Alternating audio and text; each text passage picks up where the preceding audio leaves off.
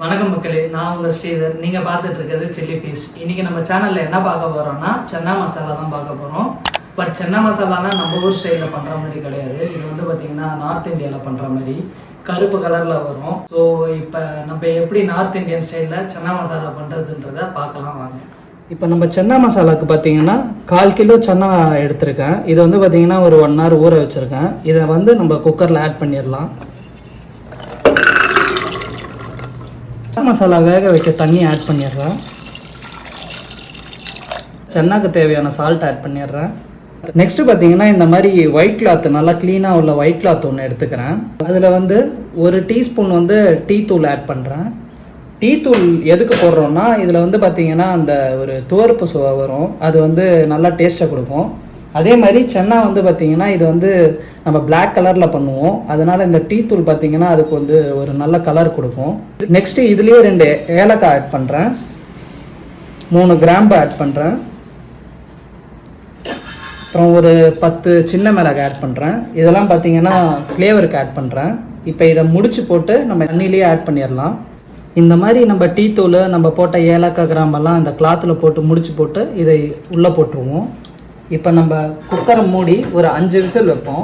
5 விசிலில் சன்னா பார்த்திங்கன்னா நல்லா வெந்துடும். இப்போ சன்னா குக்கரில் வச்சு 5 விசில் வச்சாச்சு. இப்போ இது நல்லா வெந்திருக்கும். நம்ம ஓப்பன் பண்ணி பார்க்கலாம். இப்போ வந்து நம்ம இந்த டீ தூள் போட்ட இந்த பையை வெளியே எடுத்துடலாம். சன்னா வெந்திருக்கான்னு சொல்லி நம்ம செக் பண்ணுவோம்.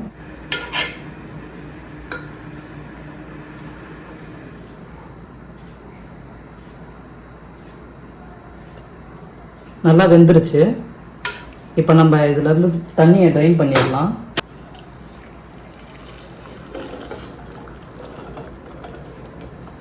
ட்ரைன் பண்ண தண்ணி பார்த்திங்கன்னா கீழே ஊற்றிடாதீங்க.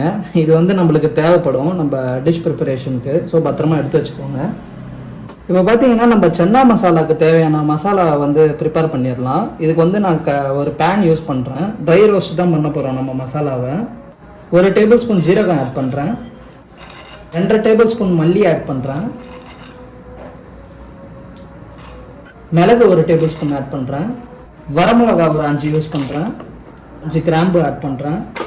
4 ஏலக்காய் ஆட் பண்ணுறேன். பட்டையில் 1 பீஸ் ஆட் பண்ணுறேன். பட்டை ஆட் பண்ணுறேன் ஒரு 1.5 பீஸு. அடுத்து ஒரு ஸ்டார் அனிஸ் யூஸ் பண்ணுறேன். இப்போ இது எல்லாத்தையும் நல்லா ரோஸ்ட் பண்ணிப்போம். நம்ம ட்ரை ரோஸ்ட் பண்ணிப்போம்.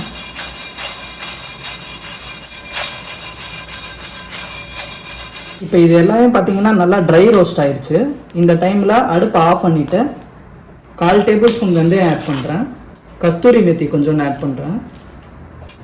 இப்போ இது எல்லாத்தையும் நல்லா மிக்ஸ் பண்ணிப்போம். அவ்வளோதாங்க. இப்போ இது ஆறினோன்னே நம்ம மிக்சியில் போட்டு ஃபைன் பவுடராக அரைச்சிப்போம். இப்போ நம்ம மசாலாவை மிக்சி ஜாருக்கு மாற்றியாச்சு. இப்போ இதை அரைக்கிறதுக்கு முன்னாடி 1/2 table spoon red chilli powder இதில் ஆட் பண்ணுறேன். இப்போ இதை நல்லா ஃபைன் பவுடராக அரைச்சி எடுத்துப்போம். நல்லா இந்த மாதிரி ஃபைன் பவுடராக அரைச்சிக்கோங்க. இப்போ சன்னா மசாலா செய்ய தேவையான கடாயை எடுத்துக்கிட்டேன். நான் வந்து பார்த்திங்கன்னா இரும்பு கடாயை எடுத்துருக்கேன். ஏன்னா சன்னா மசாலா பார்த்திங்கன்னா இந்த மாதிரி இரும்பு கடாயில் பண்ணால் தான் நல்லா அந்த கருப்பாக வரும். இப்போ இதில் வந்து பார்த்திங்கன்னா 2 டேபிள் ஸ்பூன் ஆயில் விடுறேன். ஆயில் வந்து பார்த்திங்கன்னா இதில் ஸ்டேஜ் பை ஸ்டேஜாக விடுவோம். இப்போதைக்கு நான் 2 டேபிள் ஸ்பூன் ஆயில் விடுறேன். அடுப்பு ஸ்லோவில் வச்சுருக்கேன். இப்போ நம்ம அவிச்சு வச்சுருந்த சென்னாவை இதில் ஆட் பண்ணுறேன். நெக்ஸ்ட்டு 4 பச்சை மிளகா 2ஆக வெட்டி வச்சுருக்கேன். அதை இதில் ஆட் பண்ணிடுறேன். அப்புறம் மெலிசாக வெட்டின ஜிஞ்சர் வந்து இதில் ஆட் பண்ணுறேன். இப்போ நம்ம பவுட்ரு பண்ண மசாலா 2 டேபிள் ஸ்பூன் இதில் ஆட் பண்ணுறேன். நெக்ஸ்ட்டு சன்னா மசாலாவுக்கு தேவையான சால்ட் ஆட் பண்ணுறேன். ஏற்கனவே சன்னா அவிக்கும் போது நம்ம சால்ட் ஆட் பண்ணிடணும். பார்த்து ஆட் பண்ணிக்கோங்க. நான் வந்து 1/4 டேபிள் ஸ்பூனுக்கும் கம்மியாக ஆட் பண்ணுறேன். சாட் மசாலா ஒரு 1/4 டேபிள் ஸ்பூன் ஆட் பண்ணுறேன். இப்போ இது எல்லாத்தையும் நல்லா கிளறி விடுவோம்.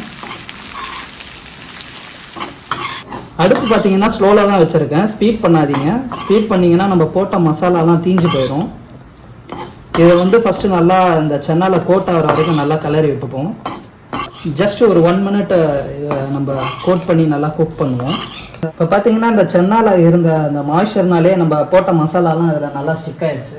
இப்போ இந்த டைமு நம்ம சென்னா அவிக்கும் போது யூஸ் பண்ண தண்ணியை இதில் கொஞ்சம் கொஞ்சமாக ஆட் பண்ணி நம்ம இதை குக் பண்ணுவோம்.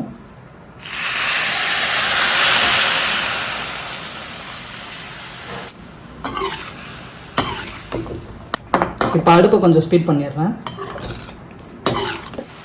இப்போ பார்த்தீங்கன்னா நம்ம ஊற்றின தண்ணி லைட்டாக வத்திருச்சு. இந்த ஸ்டேஜில் வந்து இன்னும் ஒரு 2 டேபிள் ஸ்பூன் ஆயில் ஆட் பண்ணிக்கலாம். இதில் நல்லா மிக்ஸ் பண்ணி விட்டுருவோம். இப்போ இதில் தண்ணி இல்லாமல் ரொம்ப ட்ரை ஆயிடுச்சு. அகெயின் இதில் வந்து பார்த்திங்கன்னா நம்ம இந்த வாட்டர் ஆட் பண்ணுறோம். ஸோ அடுப்பை கொஞ்சம் மீடியம் ஃப்ளேம் வச்சு இதை இன்னும் நல்லா குக் பண்ணுவோம். அவ்வளோதாங்க, நம்ம chana masala ready.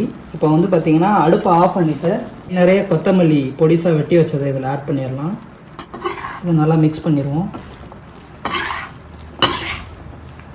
North Indian style black type chana ready. இதை நான் உங்களுக்கு சர்வ் பண்ணி காட்டுறேன்.